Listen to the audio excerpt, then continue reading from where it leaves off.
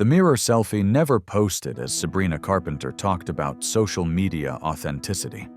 Ellen had been discussing the singer's meteoric rise when she noticed the teenage girl in the fifth row, taking and deleting the same photo over and over, her face growing more frustrated with each attempt. What happened next proved that sometimes the most dangerous filter isn't the one on your camera, but the one in your mind. The Ellen DeGeneres Show studio pulsed with youthful energy this Monday afternoon in Burbank.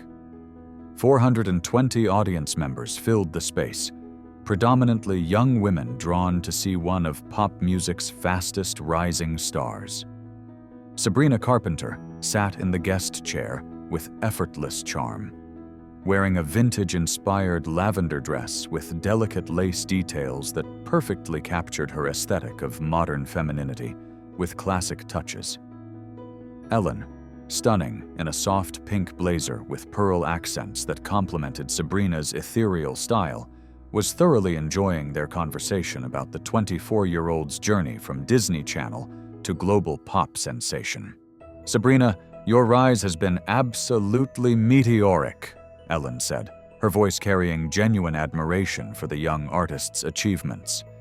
"From espresso to please, please, please, you've created this sound that feels both nostalgic and completely fresh.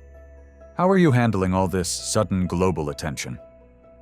Sabrina smiled with the poise that had made her beloved by fans worldwide, her hands resting gracefully in her lap as she considered the question. "Ellen, it's been surreal, honestly. I feel incredibly grateful, but there's definitely a learning curve to navigating this level of visibility. Everything you do, every photo you post, every outfit you wear gets analyzed by millions of people. It can be overwhelming." The audience listened with rapt attention, many of them young women who had grown up watching Sabrina's career evolve and who deeply connected with her music's themes of growth, relationships, and self-discovery. "You're very active on social media," Ellen continued, "and your posts always look so effortless and natural. Do you have a secret to looking that perfect all the time?" Sabrina's expression grew more thoughtful, her voice taking on a more serious tone. "That's actually something I think about a lot. The word effortless is interesting because nothing about social media is actually effortless. Every candid photo is usually one of 50 takes. Every no-makeup selfie probably has at least some concealer and good lighting."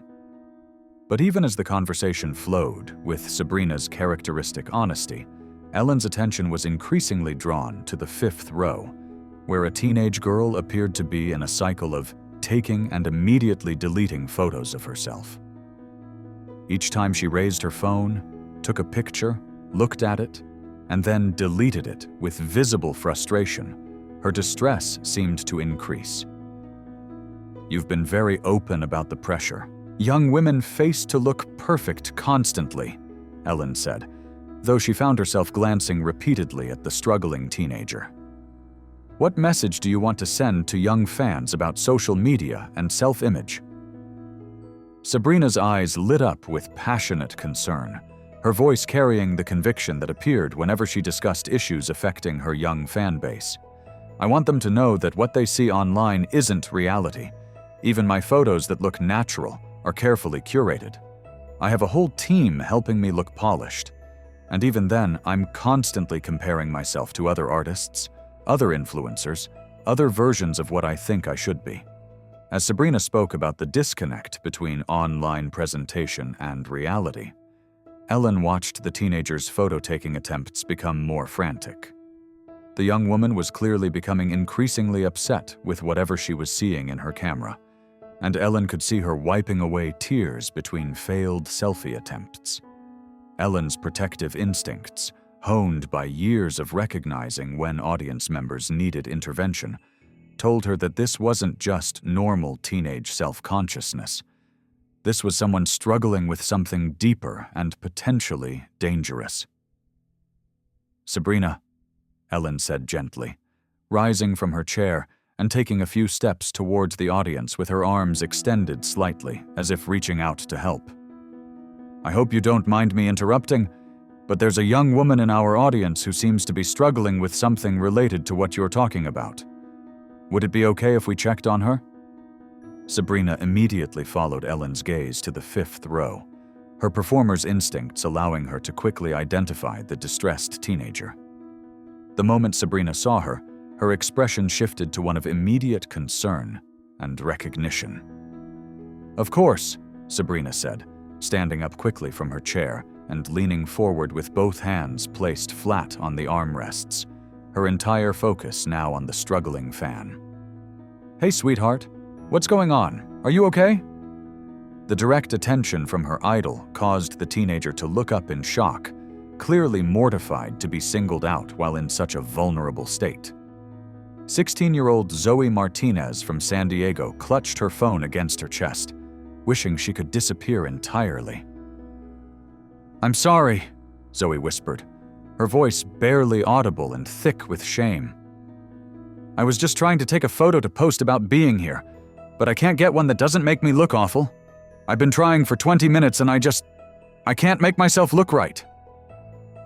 The raw honesty in Zoe's admission hit the studio like a revelation.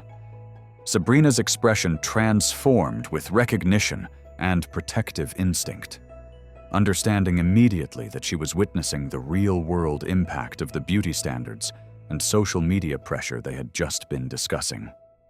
"Zoe," Sabrina said softly, her voice carrying across the studio with gentle authority. "Can I see your phone? Will you show me what you've been trying to capture?"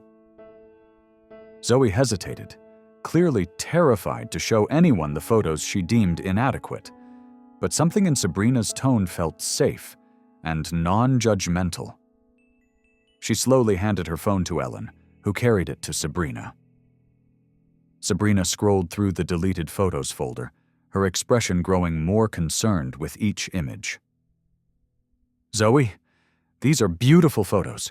You're gorgeous in every single one of them. What exactly are you seeing that's making you think they're not good enough?" Zoe's voice cracked as she tried to explain her internal experience. "My face looks too round in this angle. My smile looks fake in this one. My skin doesn't look smooth enough. My hair is messy. My clothes look wrong. Everyone else here looks so perfect and put together, and I just look like me." Ellen felt her heart breaking as she listened to this articulate young woman describe herself with such harsh criticism while looking at photos that showed a lovely, vibrant teenager who appeared happy and healthy. "Zoe," Ellen said, walking closer to the audience area, "when you say everyone else here looks perfect, do you really believe that? Or do you think maybe you're being harder on yourself than you are on other people?" Zoe looked around the studio, really studying other audience members for perhaps the first time. I guess I don't really notice flaws in other people the way I notice them in myself, but that's different." Sabrina walked to the very edge of the stage, her lavender dress catching the studio lights as she positioned herself as close to Zoe as possible. "Zoe, it's not different at all. That's exactly the problem. We extend compassion and acceptance to everyone except ourselves." Ellen watched this exchange with growing understanding of how pervasive and damaging these internal beauty standards had become for young women. "Can I tell you something about those photos you showed me?" Sabrina continued, her voice filled with genuine warmth. "In every single one, your eyes are bright and alive, your smile reaches your eyes. You look genuinely happy to be here. That's not something you can fake or filter. That's real beauty." Zoe stared at Sabrina, clearly struggling to accept positive feedback when her internal voice was so critical. "But they're not Instagram-worthy. They're not the kind of photos that get likes or that I'd feel confident posting." "Instagram-worthy, according to who?" Ellen asked, her pink blazer and pearl accents creating a soft, approachable presence. "According to an algorithm designed to make you feel inadequate so you'll keep scrolling? According to beauty standards created by billion-dollar industries that profit from your insecurity?" Sabrina nodded emphatically, her hands now clasped behind her back in a gesture of passionate conviction. "Zoe, I want to show you something that might shock you. Ellen, would it be okay if I share some of my own deleted photos? Ellen's eyes widened with surprise and admiration. Of course, if you're comfortable with that. Sabrina pulled out her own phone and began scrolling through what was clearly a substantial folder of deleted selfies. Zoe, this is from last week. I took 47 photos trying to get one casual selfie for Instagram. 47. And even the one I posted, I spent another hour editing. She held up her phone, showing the studio screens a collection of photos that looked virtually identical to untrained eyes. But Sabrina began pointing out tiny differences in lighting, angle, and expression that had caused her to reject most of them. This is the reality that nobody talks about, Sabrina said, her voice growing stronger with each revelation. Even people whose job it is to look good on camera, even people with professional photographers and makeup artists, we're all taking dozens of photos to get one that we deem acceptable. Ellen felt the weight of this conversation, understanding that they were addressing something that was fundamentally changing how young people viewed themselves and their worth. Zoe, Ellen said, I want to ask you something that might be hard to answer honestly. How much time do you spend each day thinking about your appearance, trying to take the perfect photo, or comparing yourself to images online? Zoe considered this question, her expression shifting to something that looked like painful self-awareness. Probably hours. I check myself in every reflective surface. I retake photos constantly. I spend forever choosing which ones to post. Then I obsess over how many likes they get. It's exhausting. Sabrina's expression showed both compassion and alarm as she heard the extent to which appearance anxiety was controlling this teenager's daily experience. Zoe, Sabrina said, walking back to her chair but remaining standing. That's not living. That's performing your own life instead of actually experiencing it. Ellen nodded, pointing toward Zoe with obvious concern. And what's tragic is that while you're spending all this energy trying to document the perfect version of this experience, you're missing the actual experience of being here, meeting Sabrina, being part of this audience. Zoe looked around the studio with new awareness, as if seeing it clearly for the first time. You're right. I've been so focused on getting the perfect photo that I barely listened to the interview. I missed most of what you were saying because I was obsessing over my appearance. Sabrina walked back toward the edge of the stage, her voice filled with gentle urgency. Zoe, I want you to try something. I want you to put your phone away entirely for the rest of this taping. Don't take any photos. Don't worry about documenting anything. Just be present with us. Zoe's eyes widened with something that looked like panic. But how will I prove I was here? How will people know I met you? Do you need to prove it? Ellen asked, thoughtfully. Or is it enough that you experienced it? Is it enough that it happened, even if you don't have the perfect photo to show for it? Ellen turned to address the camera, her pink blazer and pearl details creating a warm, trustworthy image as she spoke to millions of viewers. This conversation is so important because Zoe represents millions of young people who are living their lives through camera lenses instead of actually living them. We've created a generation that documents every moment but experiences very few. Sabrina moved to center stage, her hands now spread wide in an open, welcoming gesture. And what's really tragic is that the pursuit of the perfect image is stealing the actual moments that would be worth remembering. Zoe, the photo you would have taken of this conversation couldn't capture how brave you were to share your struggle, or how supported you felt by this audience, or how this might change how you think about your own worth. Ellen felt tears spring to her eyes as she watched Zoe slowly put her phone away, making the choice to be present rather than performing presence. There's something else I want you to consider, Sabrina said, her voice carrying the wisdom of someone who had navigated fame and image pressure successfully. Every minute you spend trying to make yourself look perfect for other people is a minute you're not spending developing your talents, your relationships, your character, the things that actually make you interesting and valuable. Zoe looked at Sabrina with growing understanding, her posture beginning to relax as she released the constant tension of self-monitoring. What would it look like if you spent as much energy on being kind, or learning something new, or helping other people as you spend on your appearance? Ellen asked. What kind of person would you become if you redirected all that self-focused energy outward? Zoe's expression shifted to something that looked like possibility rather than anxiety. I think I'd be a lot more interesting, and probably a lot happier. Sabrina beamed with pride and recognition. Exactly.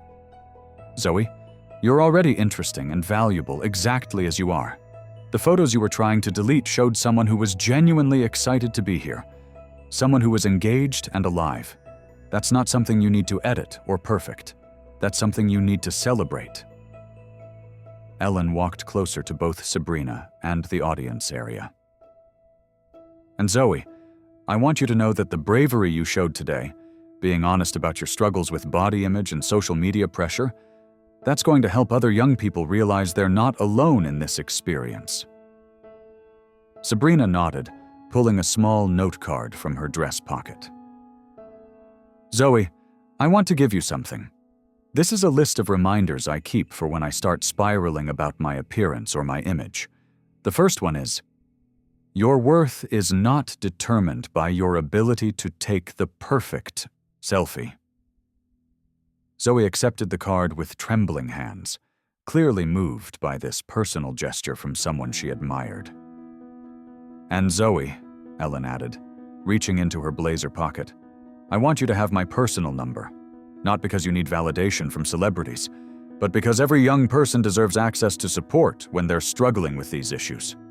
The studio erupted in sustained applause, not just for Zoe's bravery, but for a conversation that had addressed something affecting millions of young people worldwide.